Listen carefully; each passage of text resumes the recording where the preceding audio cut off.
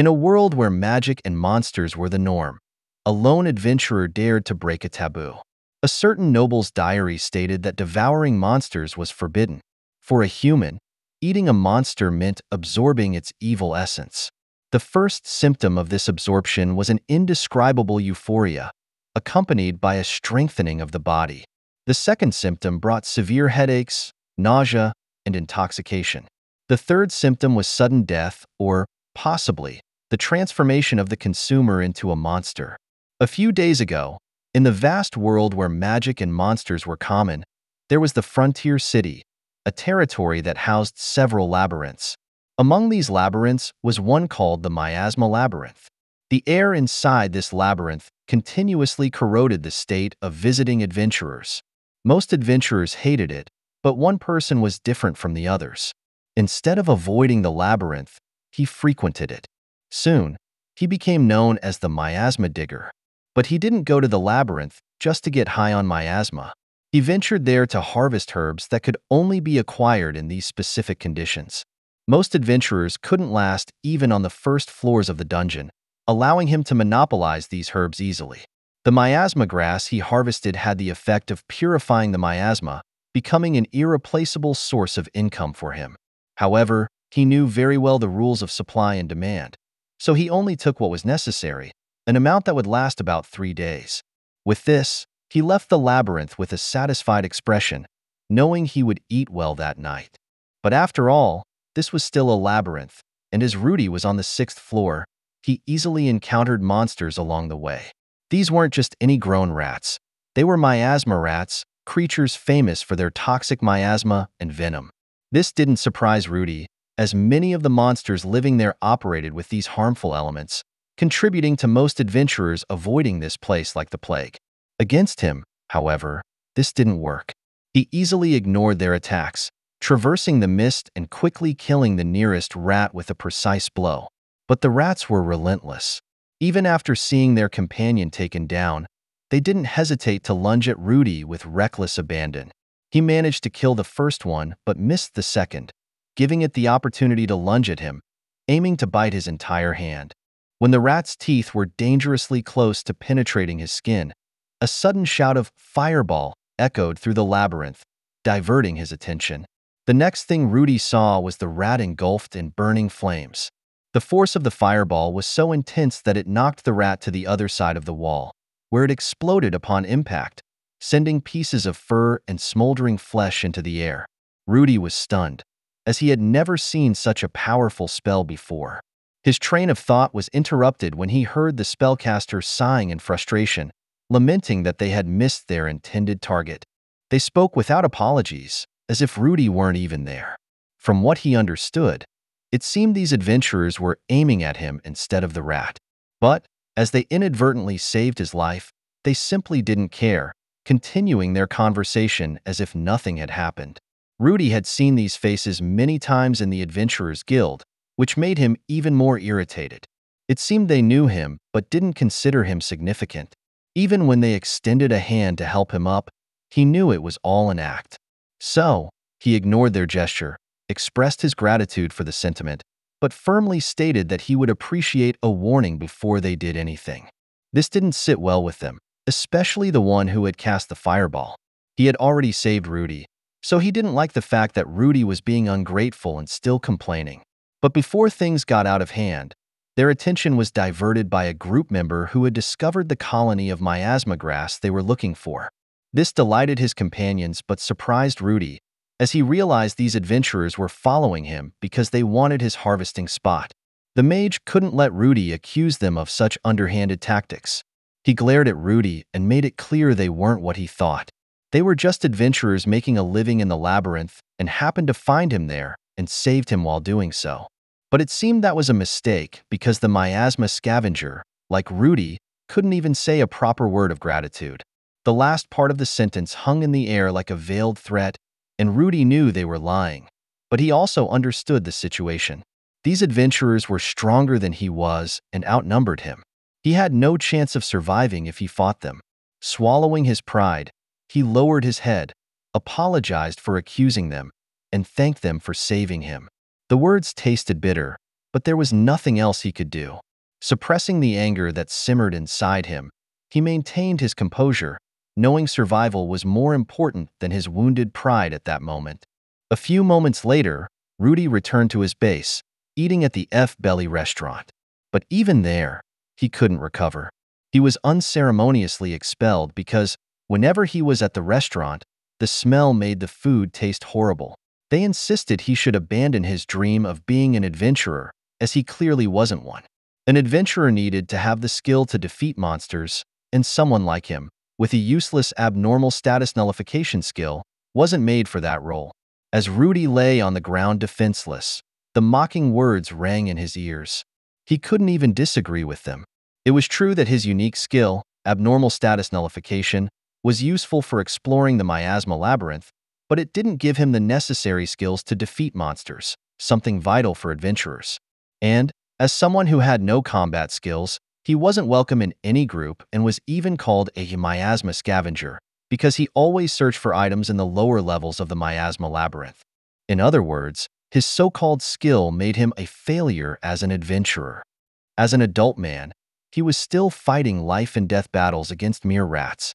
This realization left him hopeless. He began to question if he would continue living his life as a miasma scavenger, a job that sustained him for a long time but offered no real future.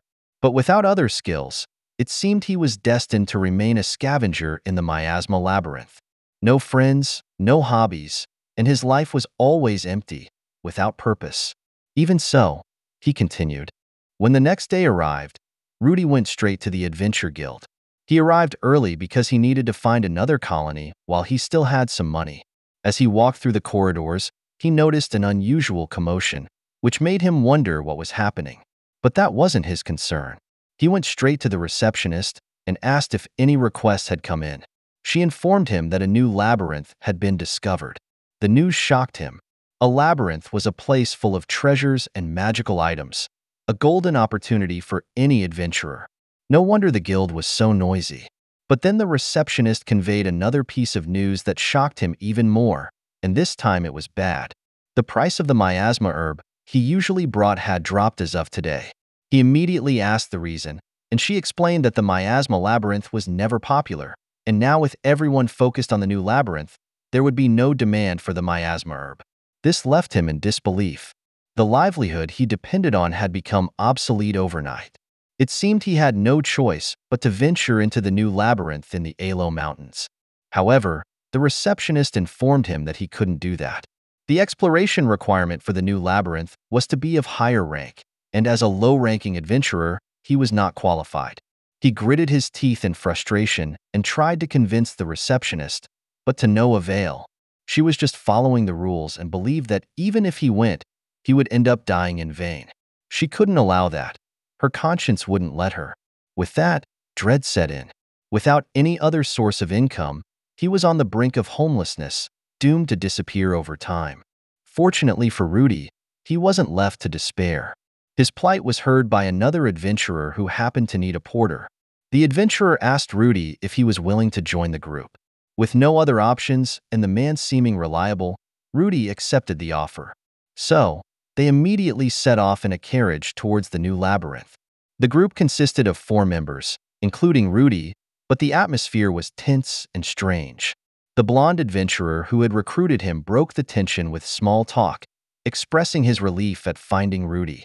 He mentioned that he wanted someone to carry materials from the new labyrinth, but couldn't find anyone available. Probably because all the adventurers in the guild were banding together in the new labyrinth, making it hard to get a porter. However, the other group members began to question the blonde adventurer, asking why he chose to dive with a miasma scavenger. Couldn't he find someone better? The blonde adventurer couldn't allow internal fights in his team, especially before they even reached the destination. So, he did his best to ease the situation, explaining that since Rudy had been an adventurer for a long time, he believed it was better to have him rather than a novice. After calming the initial discord, Bayer redirected the conversation by reintroducing himself. He announced that he was the leader of the Scarlet Sword. Then he introduced his companions, Sasha and Rick, both adventurers of the same rank as him. Out of courtesy, Rudy also introduced himself. With the introductions out of the way, Bayer mentioned that before venturing into the labyrinth, he would like to know more about Rudy's capabilities. Rudy showed him his guild card, and to Bayer's surprise, he noticed that Rudy could use fire magic. Rudy quickly clarified that although his power was too low for combat, it was useful in dark places and for cooking. But before he could elaborate further, Bayer simply smiled and assured him that his skills were indeed useful and that he would count on him. A few moments later, they arrived at the newly discovered Avelio Labyrinth.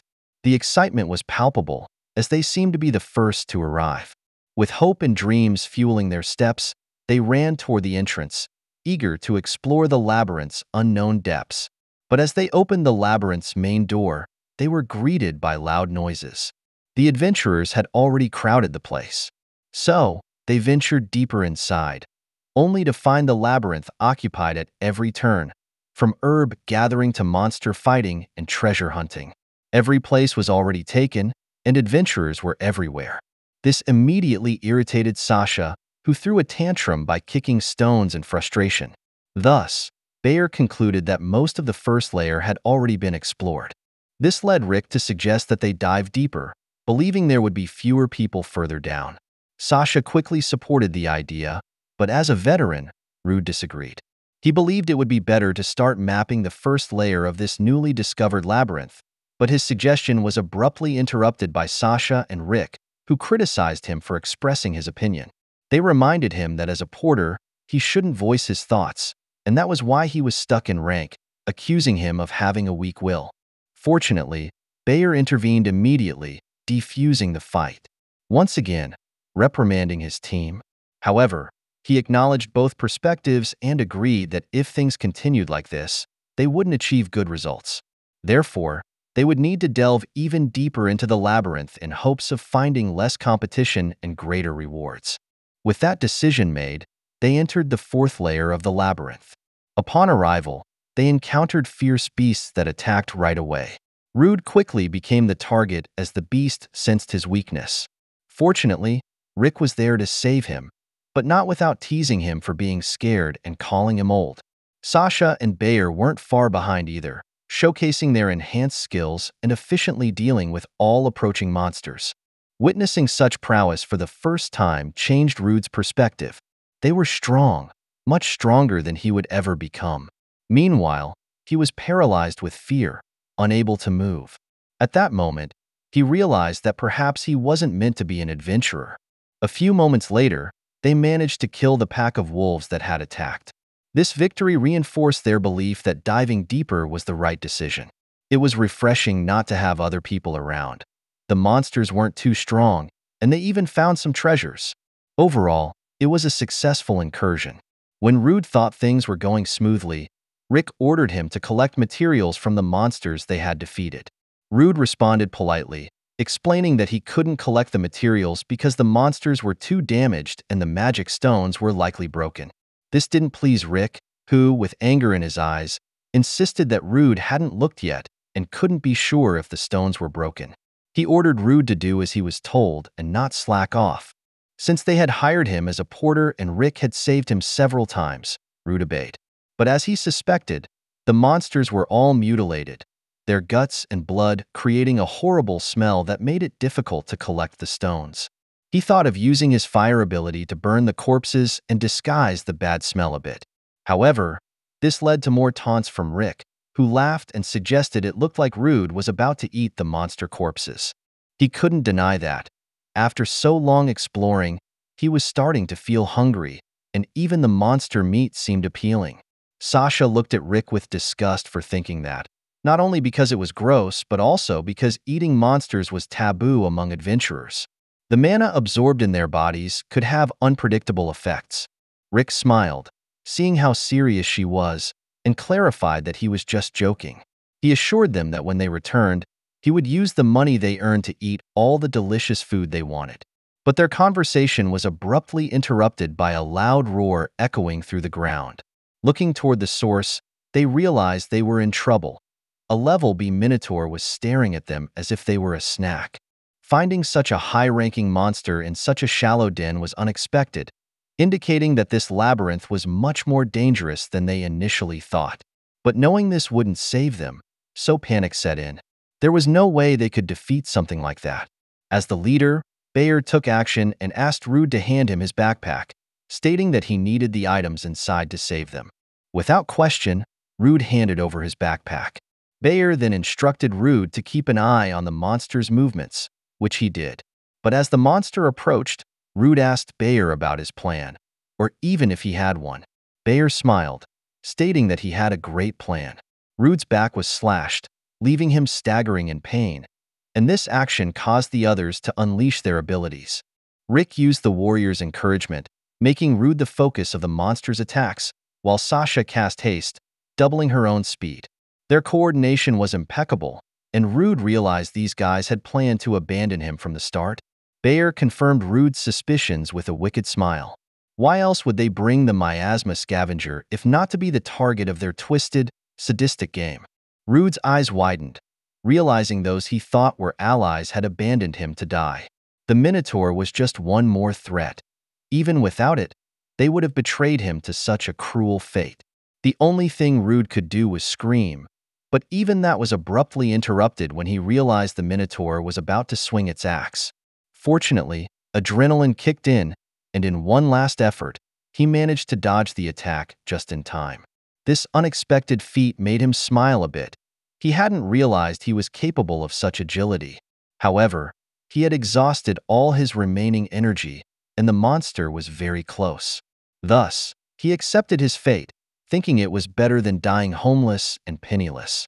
But the pain brought him back to reality. He hadn't expected it to hurt so much. He didn't get the instant death he hoped for, which made him feel the pain for much longer. When he thought things couldn't get worse, the wall they had just broken revealed a deep, dark hole. Beyond it, the sight of the abyss made his stomach turn. Even the Minotaur seemed to realize it had messed up. A few moments later, Rude opened his eyes to a faint green light that barely let him see what surrounded him. Confused about why he was still alive, he noticed that the Minotaur had gotten stuck under him, cushioning his fall. But this was only a matter of time, as half of his body was broken, and the excruciating pains made each breath a struggle. He knew that even if no other monster found him, he would likely die from blood loss or starvation long before his body had a chance to heal. So, he went back to sleep, but hunger tormented him, waking him up again. He hadn't eaten since yesterday, after being thrown out of the restaurant. His body screamed for food, and the idea of eating the Minotaur crossed his mind, making him laugh bitterly. Everyone knew that eating a monster only led to disaster. Closing his eyes once more, he reflected on the miserable life he had lived as he hovered on the edge of consciousness. A memory surfaced, a voice from long ago belonging to someone whose face he no longer remembered echoed in his mind. This person always told him that no matter how difficult or painful it was, he should never give up. And before he realized it, he was already eating the Minotaur, chewing its raw flesh. Despite knowing the risks, when a human with depleted magic consumes monster meat rich in mana, the monster's mana particles invade their body, leading to a monstrous state. This fate is more terrifying than dying from poison, making it a taboo. But to recover the blood he had lost and satisfy his hunger, Rude made a gamble, provoking an unexpected transformation. Thanks to his unique ability, he completely avoided turning into a monster by absorbing enough mana from the high-level beast. His body began to heal at an accelerated rate. The broken arm and slashed back were now healed as if they had never been damaged. Suddenly, a burst of mana filled his body, strengthening him like never before. The abilities began to manifest. He had acquired the Minotaur's abilities, including Roar, Battle Axe Mastery, and Physical Boost. Rude's body began to move automatically, guided by instinct, through the dimly lit corridors. He wandered aimlessly, driven by an insatiable hunger in search of more monsters to devour. But he didn't need to search for long. A swarm of monstrous bats noticed his presence and rushed towards him without hesitation. Despite their numbers, they were no match for his newly acquired abilities. With a powerful roar, he instantly killed many of the bats. Those who survived were debilitated by a penalty, leaving them unable to flee and provoked to attack him. As soon as the bats approached, Rude activated his physical boost, temporarily increasing his strength to swing his enormous axe, killing the bats in a single powerful sweep. Without hesitation, he began to feed once more. With the newly gained echolocation ability, he could detect creatures around him even in the darkness, making the previously dimly lit labyrinth as clear as day. Now he could see the labyrinth's structure and the location of approaching monsters, drawn by the sounds of battle. Despite the overwhelming odds, Rude laughed maniacally. He wondered which of the monsters would be next to be devoured. As predicted by his new ability, a mass of monsters emerged from the darkness, attacking in unison. But with his enhanced skills, he eliminated them as soon as they were within reach. The thrill of his newfound power surged through him. Just a few days ago, he had struggled against mere rats, but now even monsters far above his rank fell like butter before his axe. A few moments later, Rude emerged from the labyrinth's entrance, finally seeing the light of day once again.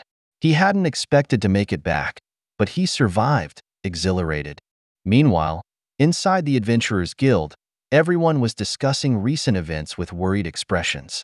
A tragedy had occurred in the labyrinth, and at the center of it was Bayer's group, who had reported the incident to Lank Kars, the guild master of the Bologna branch. After hearing the report, Lanks gathered all the adventurers who had been in the labyrinth, except for Rude, who was still missing. Bayer confirmed this with a sorrowful expression, explaining that when they encountered a minotaur on the 4th floor, Rude was killed before they even had a chance to protect him. Even Sasha and Rick put on Oscar-worthy performances, crying as if they were genuinely mourning. Lanks believed their story for now, understanding the gravity of the situation. For the time being, he prohibited entry into the labyrinth. Even the receptionist was disturbed, believing the adventurer she regularly saw would never return. To her surprise, that very adventurer suddenly appeared right at the door. His arrival shocked everyone, especially the trio. They began sweating profusely, but Bayer quickly composed himself and acted accordingly. He ran towards Rude, pretending to be relieved to see him alive and well. In reality, he approached to threaten Rude, warning that if he said anything unnecessary, he would kill him on the spot. And, just as before, Bayer's cronies followed suit, acting like friends as if they hadn't just tried to kill him. Even Sasha had the audacity to claim they had tried to go back for him but couldn't because the labyrinth was closed. Despite the absurdity, Rude appeared dazed and compliant, leading Bayer to gleefully proclaim a celebration of his survival, suggesting they move to a more isolated place. However, something was wrong. An intense pressure emanated from Rude, making them unable to move. This was incomprehensible to them, but before they could react, Rude told everyone the truth. He declared that these guys had used him as a pawn. Judging by everyone's reaction, Rude was right. Bayer knew they were screwed if he didn't clear things up. So, he shakily asked Rude what he was talking about, but Rude ignored him, indifferent to his panic. This prompted Lank Kars to intervene and ask Rude what he meant by being used as a pawn. Rude recounted what had happened. They had stolen his supplies and attacked him from behind.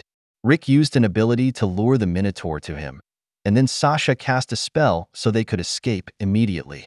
Bayer approached Lanks, trying to convince him that they hadn't done any of that. But Lanks knew better. He had been in the business long enough to spot a two-faced liar when he saw one. To clarify the truth of the matter, Lanks mentioned that he had a guest who could help them, and from the shadows, a girl dressed in a violet cloak emerged.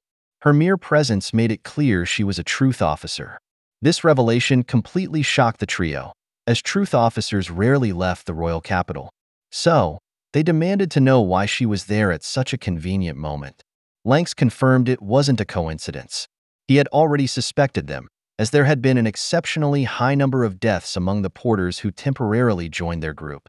So, he called in an old favor to bring the truth officer there. Without further delay, the truth officer did her work with just one glance at the group. She revealed to everyone that the members of the Scarlet Sword were lying and that Rudd's claims were true. Bayer was in a state of shock, his world crumbling so quickly that he couldn't comprehend it. The reputation he had meticulously built collapsed when everyone immediately turned against him and his group. Desperate, he panicked and questioned the truth officer, demanding to know what someone like her could possibly know. Lankars was perplexed by Bayer's audacity. Nonetheless, he responded for the benefit of those who didn't know, explaining that truth officers possessed an ability that was impossible to acquire later in life.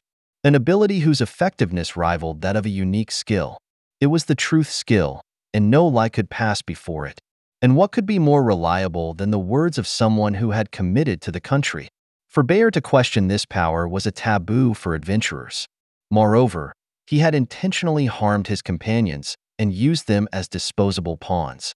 Thus, Lank concluded that even if they continued to investigate, it was certain that the Scarlet Sword members' adventurer qualifications would be revoked, and all of them would be reduced to slavery. This decree shattered the trio's world. They never expected things to worsen so quickly, but unlike the other two who fell to the ground in despair, Bayer was consumed by rage, not wanting to become a slave. He began to blame others for his failures and accused the truth officer of ruining everything. If only she hadn't been there, they would have gotten away with it. In a blind fury, Bayer launched himself at the truth officer with the intent to kill her. Lank knew he shouldn't intervene. He understood that she could handle herself and could easily kill Bayer if she wanted to. Even the truth officer was shocked to see someone so foolish. But Rudd, on the other hand, didn't know this. So, he decided to intervene. He blocked Bayer's advance and warned him never to dare touch the truth officer. Bayer couldn't believe what he was seeing. The weakling he knew had appeared in front of him so quickly and blocked his attack without breaking a sweat. But before Bayer could launch another attack, Rudd threw a punch, sending Bayer's ugly face flying across the room. The impact was so strong that it left Sasha and Rick frozen in place. It was evident that Rudd had truly changed. Something had definitely happened to him inside the labyrinth, stopping Bayer's advance and punching him in the face, making him fly across the room. Rudd sat in front of Lankar in the reception room of the Adventurers Guild with a tense yet formal atmosphere. Lankar apologized for bothering him so soon after returning from such an exhausting trial, acknowledging that Rudd must be tired. However, this meeting was a necessary formality after the scandal that had occurred. Rudd, though tired, assured Lankar that he didn't mind. He was more concerned about the fate of the three who had wronged him. With that in mind, he asked Lankar about their punishment. Lankar explained that the three members of the Scarlet Sword would be taken by the team and subjected to an interrogation. If it was confirmed that they were guilty of incidents using their porters as bait, they would lose all their possessions and adventurer qualifications, ultimately being reduced to slavery. And Bayer went so far as to report the truth officers that would probably never present themselves to him again, which was a relief for Rudd. This news was comforting, and he felt satisfied, ready to leave. But before he could go, Lankar's assistant handed him a bag of coins, explaining that it contained the profits obtained from the new labyrinth. Since his teammates had lost their rights to it, it was only fair that he received it. Inside the bag were 200,000 heen, which surprised him, but he knew this wasn't the time to be modest. He had earned it in his trial. So, he accepted the reward with gratitude. After leaving the room with the bag of coins in hand, Rudd couldn't help but hug it fondly. It was the first time he had such a large amount in his hands, and the relief and excitement were palpable. Finally, he could cover his expenses for a long time. For the first time, he felt like a true adventurer. It would have taken ages to accumulate such an amount diligently collecting miasma grass. Adventurers really could make good money. But he snapped out of his reverie when he noticed the unusual silence in the air. Normally, guild members mocked him when he arrived, but today was different. Maybe no one was insulting him because they had seen what had happened before, but that didn't mean they would suddenly be kind. And if he stood out more, he could see who would find his sudden rise in status suspicious, and he didn't want that. So, he decided it was better to keep making money in the miasma labyrinth as before. With that in mind, he stopped feeling gloomy and focused on the task ahead. He finally had some money, so he needed to prepare his equipment and eat whatever he wanted. First, he felt the need to go to the tool shop. Upon arriving, an item immediately caught his attention. It was a magic bag. And with that, the day ended on a high note, with Rudd feeling more hopeful and prepared for the future. When the next day arrived, Rudd ventured into the miasma labyrinth as he used to, killing the monstrous rats with ease. The fact that these creatures, which once posed a significant threat, were now defeated so easily bored him. Just 2 days ago, he would have had to avoid a group of 5 of them. Things had certainly changed. To better understand his current situation, he used his appraisal ability on the rats. Surprisingly, the ability he had obtained from consuming the cursed monster could be used even on corpses, and the rats showed to be level 9. Considering he had no trouble dealing with them, he estimated his own level to be around 20. Curious about his exact status, he took out his badge and checked his stats. To his amazement, his level was now 42, with an average attribute of 150, a significant jump from his previous stats, which were only 15, and just yesterday he was level 7. This rapid progression was unprecedented, which excited him, leading him to check the skills he had acquired. As he expected, the number of skills had drastically increased, not just by 5, but by dozens. The variety of skills added in one day was unheard of. No one had ever experienced such a phenomenon. This made Rudd more excited than ever, and the skills, both active and passive, significantly increased his overall combat abilities. With that, he thought of returning to the same labyrinth to continue increasing his power, but he remembered that when he passed by the place where he had fallen, he noticed that the wall that had been broken was now sealed. Furthermore, the new labyrinth would remain closed for a while, so returning wasn't an option. Even so, he was eager to test his new powers. He wanted to see how effective they were in the deeper floors of the miasma labyrinth. Although he initially planned to explore lightly, he now felt compelled to dive deeper. After all, beggars can't be choosers. So, he prepared himself and ventured further into the depths of the labyrinth, from the 6th floor to the 9th floor, and then to the 13th floor. Things remained the same. There was no challenge, and he didn't even have the chance to use his skills. It seemed these monsters weren't suitable. He needed to go even deeper to find more fitting prey. Determined, he descended to the 24th floor, where he encountered a different type of monster.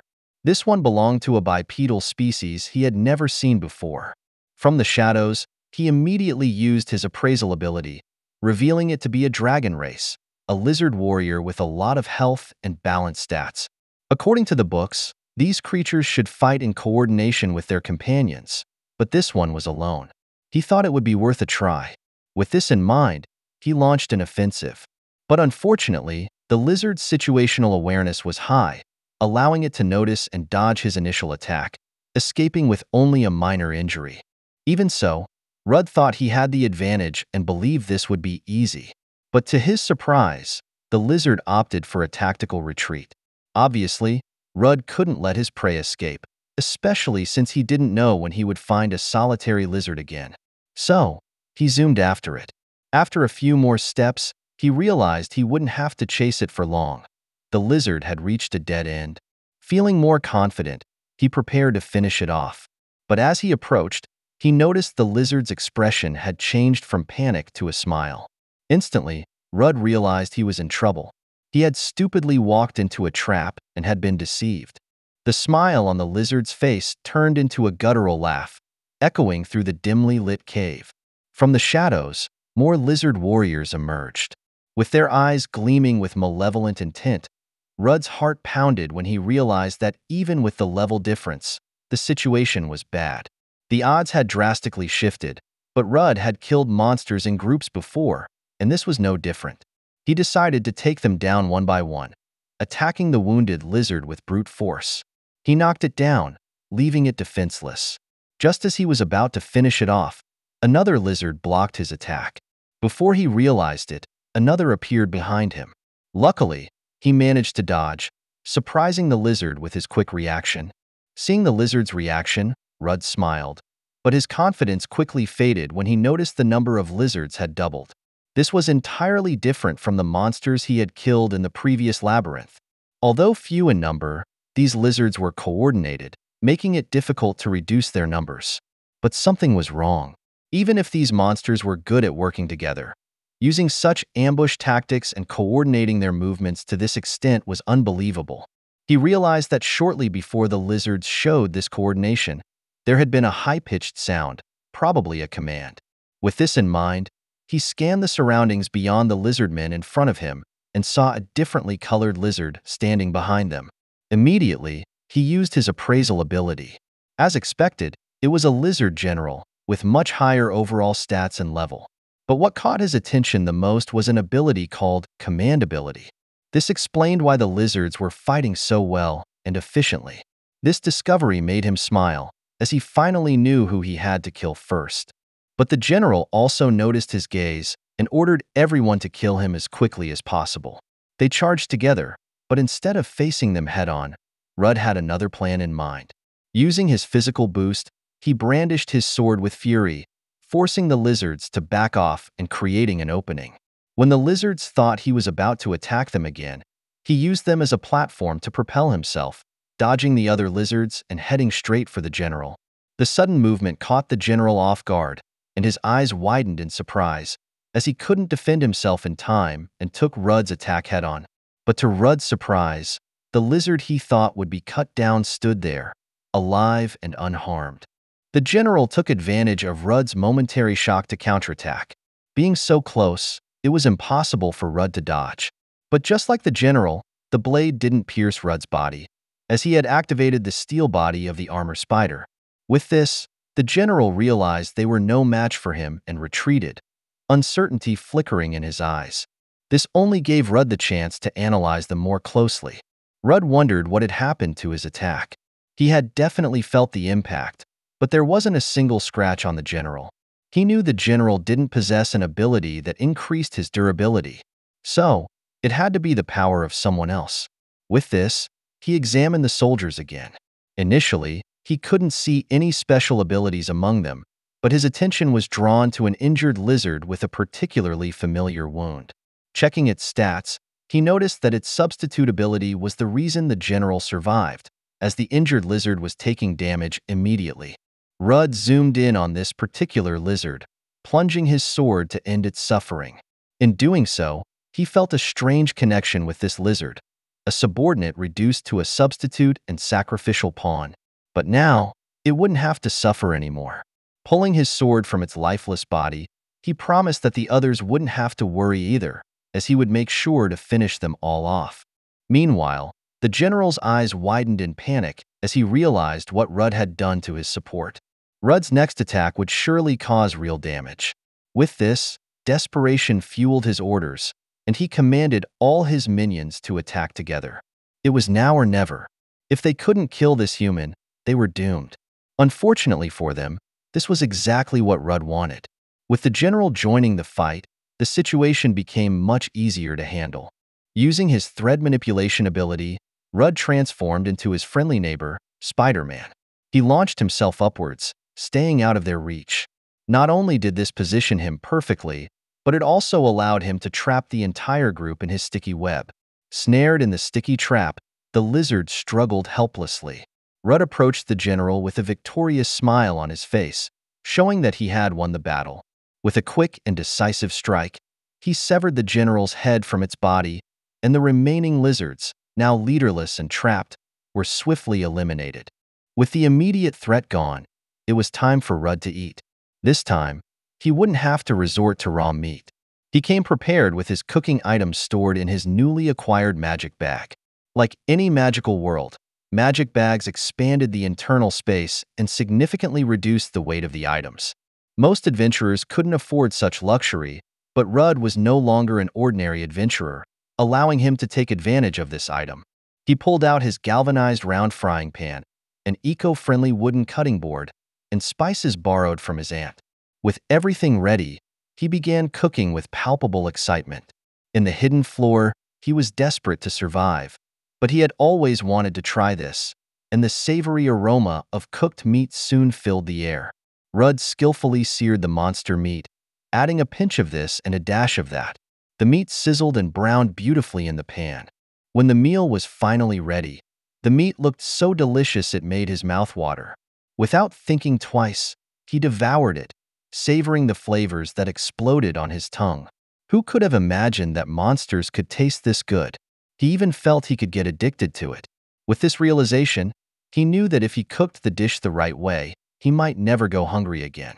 The meal not only satisfied his hunger, but also granted him new abilities. Notably, he acquired the command ability. Still, He wondered how the meat could be so good. The only possibility he could think of was that it was related to the magical powers the monsters possessed. Speaking of magical power, the abilities from the Minotaur, Armor Spider, and Spotted Monster were quite useful, but there were skills he had yet to experience. After leaving the mountain labyrinth, he thought about skills like those of the Thunder Wolf and the Black Serpent. With this in mind, he decided to try them out and could also experiment with a variety of monsters on his way back. Talking about skills, he remembered that lizard with the substitute ability. This skill had proven quite interesting and useful. If he could find and consume more monsters with unique abilities, his strength and versatility would only increase. A few moments later, Rudd reached the 21st floor of the labyrinth, where he encountered cat-sized moths and venomous frogs. Without hesitation, he used his lightning cloak ability, electrocuting them instantly. The electric charge wasn't something to scoff at, as it spread easily and connected to nearby targets, leaving them all charred. This delighted him, as he realized that this ability was more versatile than he initially thought, proving effective at both short and medium ranges. The monsters here seemed to specialize in inflicting status ailments, but they had chosen the wrong opponent. Now, they became his food, turning into a meal similar to chicken fillets. Biting into them was equally delicious, with the venomous frog meat melting in his mouth. The seasoning even reminded him of Morphus, making him crave a beer.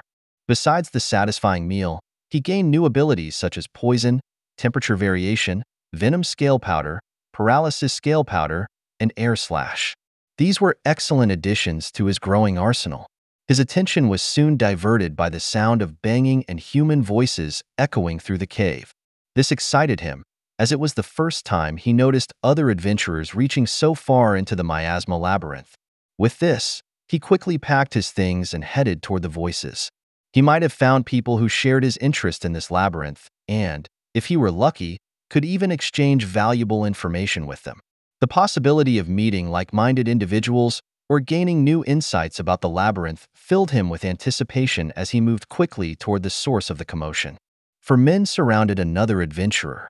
It seemed they were in conflict as the lone adventurer lay bleeding on the ground, defenseless and outnumbered. However, the attackers were also battered, showing signs of the fight. Despite their numerical advantage, they couldn't believe she still had so much magic. But the leader only smiled, thinking the effort was worth it since they had captured a woman. He removed her hood to reveal her flawless face. They marveled at her beauty, but what excited them more was knowing she would make them rich.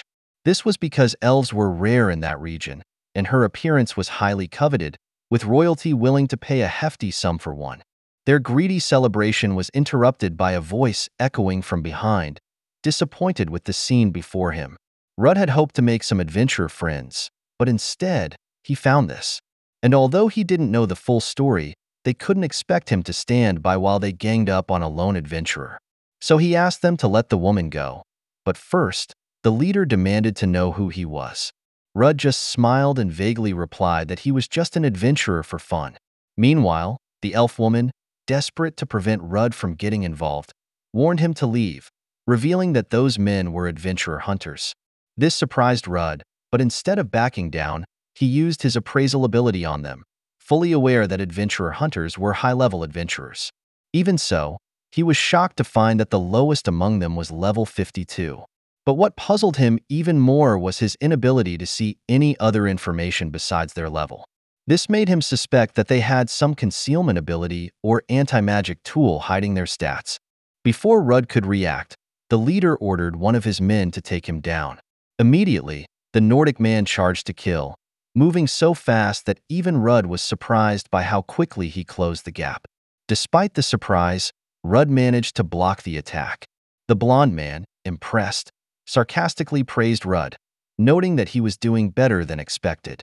Rudd responded with an insult, suggesting the blonde was just weak, which quickly enraged the man, who had serious anger issues. But now Rudd could barely stand his ground as the blonde pressed harder, shouting threats to crush his head. Even his companions smirked, confident that Rudd was finished, as they knew how unhinged their companion could get. But what they didn't expect was that Rudd had tricks up his sleeve. Using his newly acquired poison ability, he spat directly into the blonde's face, catching everyone off guard.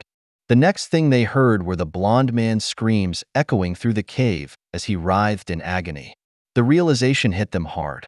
Rudd was a threat, almost like a monster, while Rudd only smiled menacingly at them, showing he was more dangerous than they could have imagined. Using underhanded tactics was how he, a once weak person, had survived. Moments later, the blonde's screams finally ceased as the poison melted his face and seeped into his veins, poisoning him from within and stopping his vital organs. Seeing this, the leader concluded that Rudd's poison ability must be a unique skill, making him a formidable opponent. With this realization, he ordered the remaining 3 men to attack Rudd simultaneously, and they did, moving faster than the blonde ever had.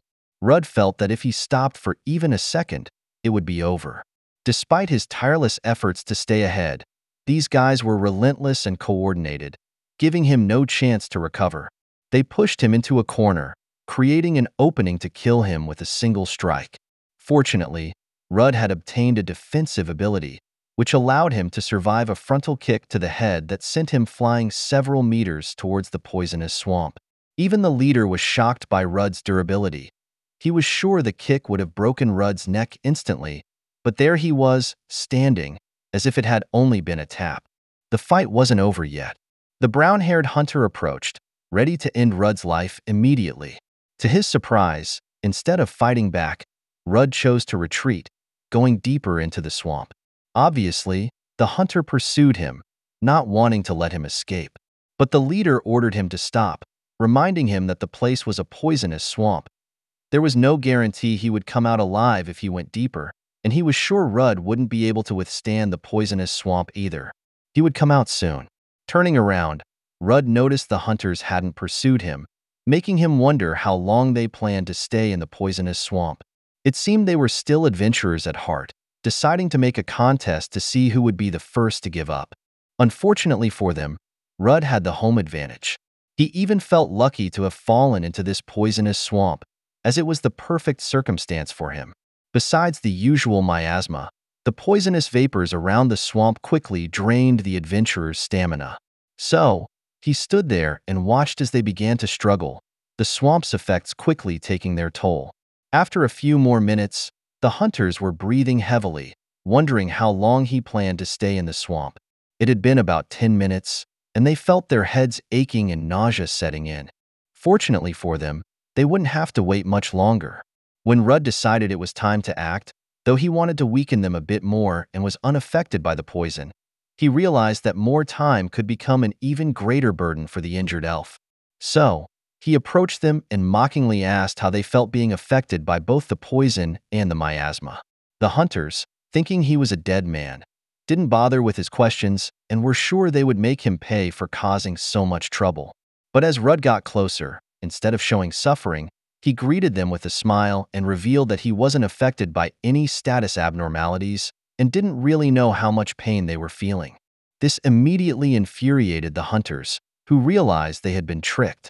Fueled by anger and frustration, they attacked him, although he was still in the swamp, dancing in Rudd's palm. The poison gradually drained their stamina, and the accumulated miasma reduced their stats. It was much easier for Rudd to overpower them, but being outnumbered, it was easy for him to show an opening that the brown-haired hunter exploited and attacked him. But this was just a trap set by Rudd. Now that they were where he wanted them, he quickly used his lightning cloak to electrocute the 2 hunters, and the nearest one died instantly, while the other could barely stand.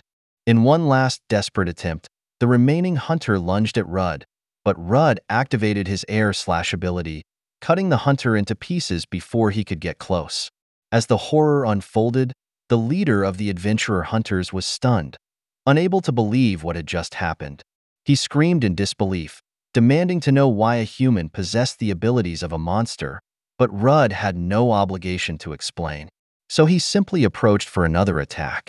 The adventurer they had previously overpowered now seemed stronger than before, or rather, they were relatively weaker, and he was now dominating them. Despite having superior combat skills compared to humans, the leader found himself at a disadvantage due to the effects of the miasma. Still, he was determined not to lose, having fought his hardest and overcome much greater enemies. So he used insincere agility to kill Rudd as he attacked, but Rudd simply met him halfway with his physical boost and split the hunter's sword in half before the blade even hit him. The next thing the leader felt was his torso separating from the lower half, and he fell lifeless and broken like a Kit Kat defeated by an overwhelming blow. A few moments later, Rudd and the elf were walking out of the labyrinth. The elf thanked Rudd for saving her, saying she didn't know what would have happened if it weren't for him. Rudd replied that it was nothing, as he couldn't leave her in that situation. But as they walked, he noticed she was trying to be brave, but her body was still affected by the miasma. Though he had done what he could for first aid, he knew she must be suffering. Putting those thoughts aside, he found it rare to see an elf in such a remote area and wondered what circumstances had led her to be hunted by adventurer hunters. His train of thought was interrupted by a sudden sound approaching. Looking in that direction, he saw a moth much larger than those he had encountered before. He guessed it was the leader of those moths, furious about what he had done to her subordinates. Immediately, he used his evaluation skill and saw that it was a large level 37 monster, with average stats of 110 and several abilities in its arsenal. Despite this, Rudd felt confident in defeating it. He had already killed many monsters, so he believed its size wouldn't be enough to defeat him, and he launched himself at the big monster. But as soon as he got closer, it used its aerial strike. With great reflexes, he dodged just in time. But the attack was so powerful that the elf was almost hit by it. This led him to ask if she was okay. Fortunately, she was, so he refocused on attacking the monster. The monster seemed to decide to fly away to create distance and attack from there. Rudd quickly showed that tactic was useless, using his own aerial strike, extending his range to cut not just the body but also the wings. This quickly irritated the big monster. With its wings crumbled, it could no longer fly, so it resorted to its paralyzing scales. But this only made Rudd laugh. This kind of attack had no effect on him. However, his composure immediately dissolved when he realized he wasn't alone. The injured elf could suffer from the attack, but it seemed he didn't need to worry about her. She demonstrated that she could control herself very well, obliterating the scales as if they weren't even there. This was a big surprise for Rudd. He hadn't expected her to have such a powerful ability, which made him even more curious about how the hunters had subdued her if she possessed this kind of strength. He realized there was more to her story that he hadn't yet discovered. But that wasn't his priority, as he still had an opponent to face. Thus, Rudd quickly advanced and killed the big monster. Instead of asking more about the elf, she approached him and started asking questions. First, she was curious, noting that poison and paralysis also didn't affect him and that his abilities were almost like those of a monster. She asked him how he had this ability, and Rudd just laughed awkwardly while trying to find a way to explain without revealing too much. Unexpectedly, the elf fainted on the spot, leading Rudd to ask if she was okay and if she had been hit by the paralyzing scales. Panting on the ground, she replied that she hadn't been hit, but it was something different. Since he had saved her, she felt he had the right to know the real reason for her situation. So, she promised to tell him the story as soon as they left the labyrinth. They hurried out of the labyrinth and rested in the nearby forest. Without the miasma hindering her breathing, the elf felt much better and, as promised, began to explain the situation. First, she thought it was fair to properly introduce herself. Her name was Alicia, a former adventurer. The name immediately caught Rudd's attention, so he quickly asked if she was the famous Alicia from the S-Rank group, and this made her smile, as it would make her story easier for him to understand. She confirmed his assumptions, revealing that she was indeed Alicia of the Blue Trails, the renowned S-level group from the Kingdom of Lutetia. Everyone knew its members, as Rudd recalled. The Blue Trails met a tragic fate that forced them to disband 5 years ago. They were overpowered by a great monster on that fateful day. They challenged the beast that awaited them in the deepest part of the S-level abyssal labyrinth. In that battle, their leader died. One member had to retire due to severe injuries, and another was swallowed by the labyrinth. Even Alicia didn't come out unscathed. So, she began to show Rudd what she meant, but Rudd, being an innocent pervert, misunderstood, thinking she was about to reveal her 2 treasures. Suddenly, he stood up, confused and excited, but soon realized he was being silly. Thinking she was about to reveal her two treasures, he quickly noticed that it was hidden inside Alicia's clothing. Well, it was obviously a cleavage, but it had a mark on it. Alicia then explained that the mark was a curse placed upon her. At that moment, it was the curse of Level Down, and Rudd admitted he had never heard of it, while Alicia agreed, saying she hadn't heard of it either. She traveled from place to place, and no one had ever heard of it before, let alone knew how to remove it. She even tried every possible method to break the curse, but all she could do was slow its progression. The adventurer hunters knew about her curse and planned to profit from it, even if she died when her level reached 0. Being at the mercy of those guys was something she couldn't bear, and Rudd felt sorry for her. A once renowned adventurer reduced to this. A cruel fate, worse than instant death. There was nothing he could do, at least that's what he thought, when an idea came to mind with the skill he had just acquired. Rudd thought he could help Alicia with her curse, so he immediately took out his guild card and checked if his substitute skill did exactly what he hoped. The skill allowed him to select a target and take on their attacks and status ailments. Without hesitation, he told Alicia he wanted to try something that could help her. He explained that he needed her to accept the skill he was about to activate. She was initially confused but agreed, trusting him after everything he had done for her. With Rudd's hand on her shoulder and her guard down, he activated his substitution skill. Immediately, Alicia noticed a black aura descending down his arm. She realized the curse was being transferred to him and panicked. She knew the devastating effects of the curse and didn't want it to affect him, but she also couldn't move away, fearing it might lead to unexpected consequences. So, she quickly told him to stop, warning that at this rate, the curse would harm him too, but seeing her concern only made Rudd more determined to help. So he just held her with a warm smile, saying it was okay and she should trust him. The next thing Alicia saw was the curse materializing into a demon. This was the first time it reacted this way, as if it knew something significant was about to happen and tried to defend itself. But before it could strike, a bright light suddenly appeared. It was Rudd's unique skill, abnormal status nullification, burning the curse to its core. The demon could only scream as it disintegrated into nothing. Then, Rudd casually checked his hand, revealing a satisfied smile, confirming that his skill was working well. Alicia, on the other hand, stood there with a look of astonishment, still incredulous about what had just happened. Rudd then told her to check her guild card. She did so and was surprised to see that, although her level hadn't returned to what it was before, her status had changed from cursed to normal. That was enough to fill her with relief. The curse she had been trying to remove had finally been eliminated.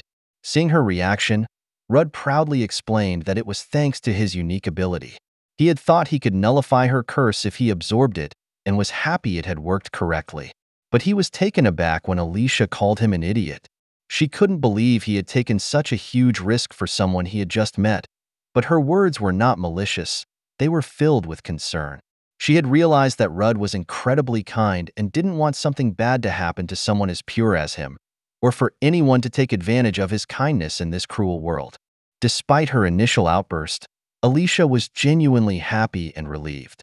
She expressed her sincere gratitude for what Rudd had done, which warmed his heart. He realized that she was indeed a wonderful person, concerned about him even though she was the one suffering at that moment. An unexpected bond formed between them. Some moments passed, and the sun was setting, but Alicia and Rudd were still as animated as ever, drinking to exhaustion after such a long day. Alicia enjoyed it even more because the food was cheap and the alcohol was delicious. Rudd certainly knew a good place, and Rudd just gave a thumbs up with a forced smile because he couldn't deny the food was delicious. But he remembered that he had been kicked out the last time he was there. Even so, he noticed that Alicia seemed to be drinking too much. So, he asked if she was okay with that amount, reminding her that she had been seriously injured not long ago. But Alicia assured him she was fine, that she had recovered thanks to him. Besides, on such an auspicious day, how could she not drink? Rudd could do nothing but accept her enthusiasm. So, he asked what she planned to do from now on. Surprisingly, with a keen look and a blush on her cheeks, she replied that she would like to know more about him first, especially why he decided to become an adventurer. This was a surprise for Rudd.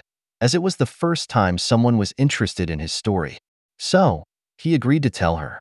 Like many stories, his began with tragedy.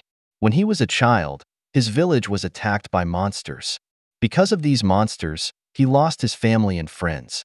But thanks to an S-rank adventurer who rushed to the scene, he survived. He would never forget the sight of that adventurer at that moment. He was inspired.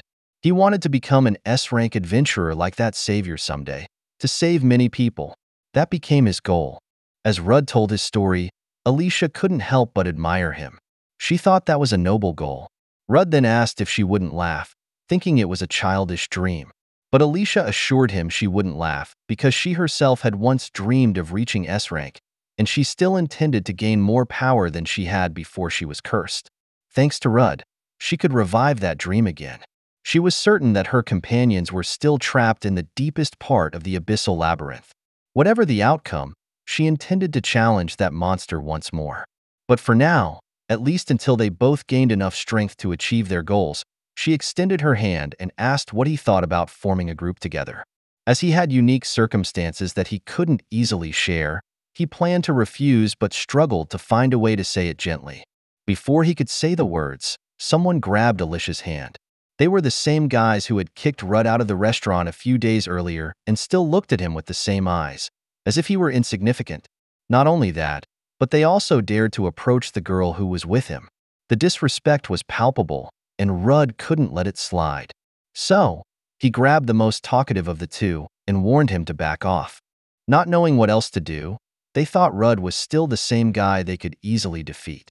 So, the blonde grabbed him by the collar and threatened him, escalating the tension and bringing them to the brink of a fight. Luckily for them, Alicia decided to intervene. She wouldn't let anyone spoil her celebration. So, she reminded the guys that it was a bar, and if they were going to fight, they should do it to see who could drink more. With that, the celebration continued, with everyone satisfied and drunk. As they drank beer, the cheers grew louder.